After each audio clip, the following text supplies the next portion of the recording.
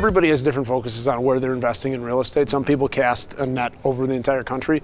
We like to stay very focused. There are so many deals, even within just our neighborhood of Minneapolis, within 3 level groups. Yeah, we invest in 3 neighborhoods in Minneapolis. And that's it. And there are thousands upon thousands of deals that we can do, billions worth of dollars of real estate in those areas. Over 100 properties, a portfolio valued at over $50 million, and we invest in 3 neighborhoods of Minneapolis. We stay laser focused. That's our strategy, and we want to be the best within those neighborhoods, better than anybody else. That's not what you necessarily have to do. If you want to do more, around the country, there's plenty of deals.